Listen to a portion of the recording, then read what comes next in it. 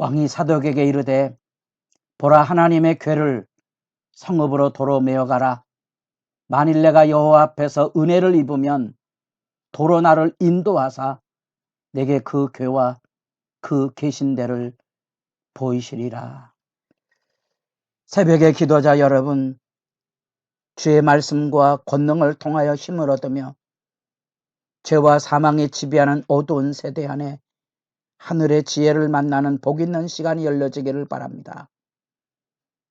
오늘 우리가 읽어갈 말씀은 사무엘하 15장 24절에서 37절까지의 말씀으로서 압살롬의 반란을 통하여 뜻밖의 예루살렘을 떠나 도피하고 있는 눈물의 맨발길의 여정을 지켜보는 다윗의 피신단락인데, 지형을 통하여 간단한 본문 말씀의 상황을 이해해 보려고 합니다. 예루살렘 천의 요새라 그랬습니다. 감난산이 조금 더 높은 해발 700, 800으로 이해하시면 쉽습니다. 이 예루살렘과 감난산 사이에 기드론 골짜기에 강이 좀 흐르고 있습니다. 이 흐르는 그 상황 속에 이제 다윗이 쫓겨가는 상황이 내려오는데, 사독과 아비아달 제사장이 언약궤를 들고 메어 다윗과 동행하기 위하여 여기 서 있습니다. 놀라운 사실은 이 언약궤를 다윗이 다시 예루살렘으로 돌려보내며 하는 말이 25절입니다. 만일 내가 여호와 앞에서 은혜를 입으면 도로 나를 인도하사 내게 그 궤와 그 계신 데를 보이시리라. 다윗은 이미 하나님의 징벌로서 압살롬의 반란을 이해했기 때문에 자기가 겪어야 되는 이 맨말의 눈물 골짜기로 표현이 되고 있는 징벌을 수용하는 참회의 글귀를 기꺼이 받아들였고, 하나님이 자기를 징벌하셨다면 다시 돌아올 것에 대한 확신을 가지고 언약궤를 돌려보내게 됩니다. 사무엘상에서 고통과 아픔 속에 곳곳에서 여호와께 물었던 다윗의 신앙은 사무엘 하에는 이제 밧세바 범죄 이후로는 명시적으로 드러나지 않습니다. 그런 점에서 보면 다윗이 경건이 무너진 모습으로도 볼 수 있지만, 이제는 그 보다 성숙한 삶의 모습으로서 처음에는 한 가지 물었던 그 믿음의 어릴 적 신앙과 이제 모든 것을 하나님의 뜻으로 수용하고 받아들이며 자라가고 있는 측면으로도 이해해 볼 수 있습니다. 언약궤를 돌려보내는 것은 백성들의 민심이 여기에 있는데 놀라운 결단이지요. 어쩌면 이미 사독과 아비아달을 통하여 하나님께 물어 하나님이 다시 돌아올 것에 대한 확신을 가졌던 것으로도 추정해 볼 수 있습니다. 27절에 왕이 또 제사장 사독에 이르되 네가 선견자가 아니냐, 네가 선견자가 아니냐, 너는 앞을 내다보는 선지자로서 보고하는 자가 아니냐, 메고 돌아가라.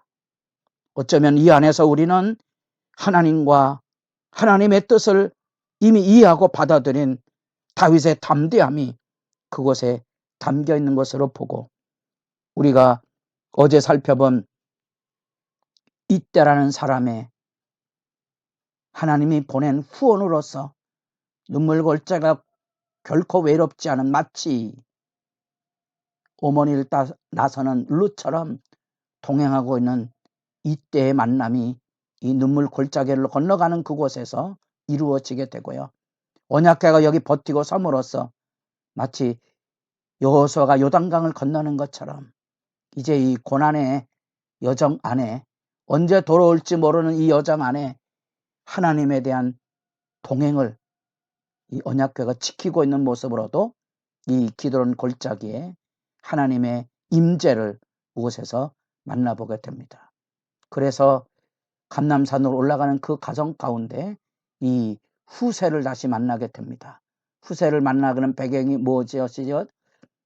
아히도벨이 하나님의 모사라는 별명이 붙을 만큼의 전략꾼인 아히도벨이 압살롬 편에 섰다는 얘기입니다.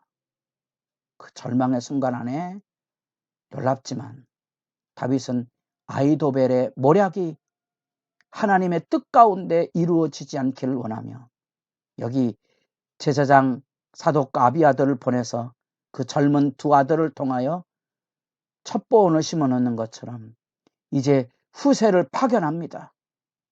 이 연로한 다윗의 친구고 모사인 후세를 예루살렘으로 내어 보내며 아히도벨의 모략을 깨뜨리도록 파견하는 모습을 보게 됩니다. 그래서 감남산 정산에 넘어가고 이후에 이제 사울과의 시버와 시므이를 만나는 장면을 이어가게 될 것입니다.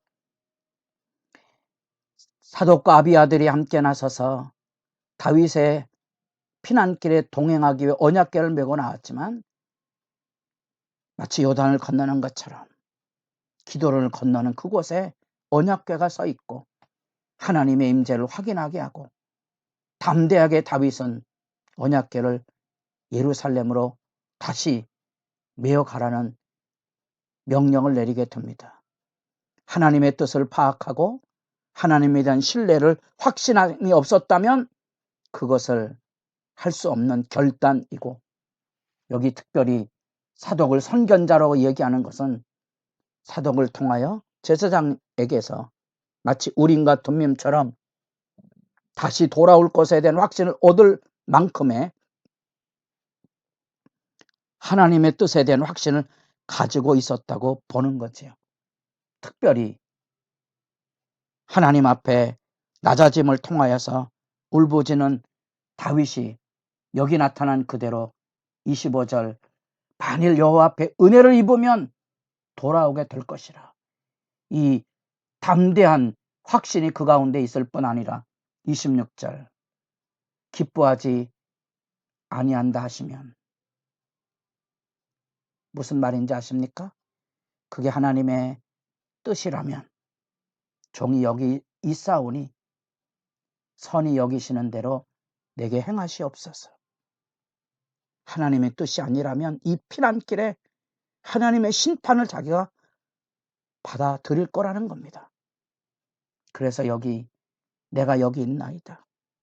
하나님 앞에 불쌍히 여기심을 기다리고 이후에 우리가 다니엘의 세 친구를 통하여 만나는 것처럼 그리 아니하실지라도 금신상에게도 당신 왕에게도 절할 수 없습니다. 이런 것처럼 확신의 이야기들을 우리가 이어서 만나보게 됩니다. 그리고 하나님의 궤를 돌려보내고 감람산 길 올라갈 때 머리를 가리고 맨발로 울며 가며 그와 함께 가는 모든 백성들도 각각 자기의 머리를 가리고 울며 올라가니라. 전쟁포로로 끌려가는 것처럼 슬픈 삶의 모습 앞에 올라가고 있는 그 슬픔과 수치의 통곡의 여정, 그 앞에 아히도벨이 압살롬 편에 섰던 얘기는 다윗을 무너뜨리는 절망적인 보도이지요. 그러나 그 절망적인 보도와 더불어 다윗은 하나님께 기도합니다. 하나님께서 아히도벨의 모략을 어리석게 하옵소서. 기도가 끝나자 뜻밖의 다윗의 모사 후세를 만납니다. 하나님의 손길, 하나님의 위로의 위대함이지요. 그런 후사의 후원으로 힘을 얻습니다. 그래서 아히도벨의 모략에 대한 하나님에 대한 기도와 더불어 후세를 예루살렘으로 들여보내며 후세의 의도를 통하여 현실적인 전략, 아히도벨의 모략을 무너뜨리도록 그렇게 군사적인 전략을 세우는 모습을 우리가 여기서 만나보게 됩니다. 우린 기도만 하고 끝이라고 생각하지만 때로는 기도를 통하여 하나님의 응답을 기다리는 겸비함이 필요하기도 하지만 때로는 기도를 통하여 우리는 새로운 전략과 대응을 가지고 하나님의 지혜를 만나는 일들이 필요하다는 사실입니다. 하나님의 징계 수용 속에 이렇게 다윗은 흔들리지 않은 신앙을 가지고 그 눈물 골짜기를 건너갑니다. 담대하게 언약궤를 도로 메어가라고 명령을 하며, 만약 하나님이 기뻐 아니하신다 할지라도 내가 여기 있습니다, 아버지 아시지요? 마치 창세기 22장에 아들을 내어 드리라는 청천벽력과 같은 하나님의 말씀 앞에 아브라함이 내가 여기 있나이다.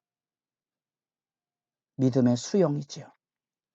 자기 죄로 인하여 겪어야만 되는 징벌을 기쁘게 감수하려는 하나님에 대한 신뢰와 하나님에 대한 신앙을 우리가 만나보게 되고요. 아이도벨의 등장과 더불어 후세를 만나며 하나님께 기도할 뿐 아니라 아이도벨의 모략을 어리석게 하옵소서 할 뿐만 아니라 정치 군사적인 전략, 후세를 첩보원으로 예루살렘으로 파견하는 모습을 보게 됩니다. 여기 아이도벨의 실체와 후세의 후원의 말씀을 우리가 읽어가며 우리는 가슴 뜨거운 하나님에 대한 기대와 기도를 만나게 됩니다. 하나님 앞에 고난의 깊은 수렁, 눈물의 골짜기를 지날지라도 낙심하지 마십시오. 그 가운데 우리가 하나님이 메우신 멍에를 짊어지고 간다면 여기 다윗처럼 곳곳에서 하나님의 손길을, 후원자를 만나게 될 것입니다. 그렇게 우리가 믿음이 무너지지 아니하고 지금까지 믿음의 길에 승리하여 오지 않았습니까? 이후로도 더 복된 믿음의 승리가 여러분 앞에 펼쳐져 가기를 기도하며 여러분의 기도가 영광스럽기를 바랍니다.